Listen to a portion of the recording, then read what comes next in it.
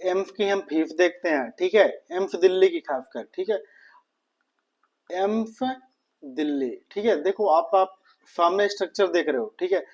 Total tuition fees कितना भैया, 1350 रुपया, 1350 रुपया, ठीक है, समझ में आ रहा है, ये 1 ईयर का है शायद, ठीक है। चलिए, यानी आपका जो टोटल एमबीबीएस का खर्चा दिल्ली में होगा, ठीक है, आपको पता है कि जो अपना लगभग ये पड़ जाएगा, तो कहीं ना कहीं पड़ जाएगा, समझ में कितना, 6,000 के आसपास।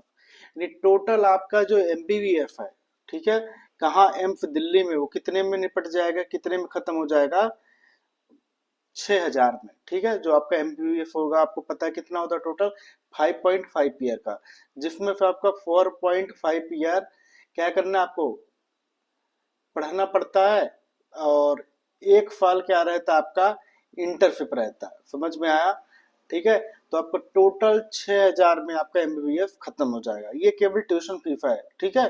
बाकी आपके लेबोरेटरी फीस यानी जो आपके लैब वगैरह का आप जो यूज करते हो, उसका कितना रहता है, 90 रुपया, ठीक है। और आपका हॉस्टल का फीस जो रहता है वहाँ पे 990 रुपया रहता है, और जिम वगैरह का फीस रहता है 220 रुपया है। इलेक्ट्रिक चार्जेस तो वो आप पे डिपेंड करता है, ठीक है। जो मेस का सिक्योरिटी चार्ज होगा, जो आप जहाँ पे खाना खाते हो ना, 500 रुपया रहेगा, वो रिफंड हो जाएगा। हॉस्टल सिक्योरिटी फीस वो भी आपको रिफंड हो जाएंगे, ठीक है। समझ में आया कि नहीं आया, तो ये बहुत ही इजी है, मतलब देखा जाए तो बहुत सस्ता होता है। अब ये इतना सस्ता, देखो अब बात आती है कि यहाँ पे ऐसा क्यों होता है, मतलब आप दूसरे एमबीबीएस कॉलेज देख लो, चाहे गवर्नमेंट ही हो, तो वहाँ भी थोड़ा बहुत फीस क्या होता है, ज्यादा ही होता है। यहाँ पे टोटल आपसे कोई पूछा जाए कि टोटल फीट कितनी है, तो नियर बाई जो आपकी एमबीबीएस की फीट, क्या एमबीबीएस की सीट है, वो है आपके लगभग 132, प्लस माइनस 5 हो सकती है, क्योंकि कुछ न हमेशा कुछ ना कुछ अपडेट आते रहते हैं, ठीक है। तो 132 यानी 132 माने जाते हैं। एम्स दिल्ली में एडमिशन लेना है आपको, तो पहले क्या होता था, इसका सेपरेट होता था, खाली एम्स दिल्ली का नहीं, एम्स का पेपर अलग होता था, ठीक है, 2017-18 तक। फिर बाद में ये किस में चला गया, नीट में।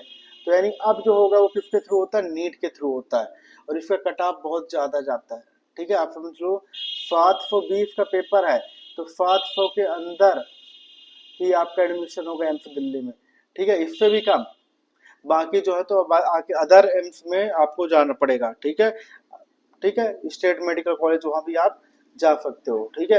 तो आपको सीधी सी बात, एक बात तो समझ में आ गई होगी कि एम्स दिल्ली के लिए, क्या एम्स दिल्ली के लिए आपको कम से कम नहीं चाहिए तो 50 से लेकर 100 का टारगेट बना के रखना है आपको, यानी AIR 50 to 100 आ रहे हो, ठीक है, 100 भी ज्यादा है, 50 तक आ रहे हो, तो आपको एम्स दिल्ली मिलेगा आराम से, ठीक है।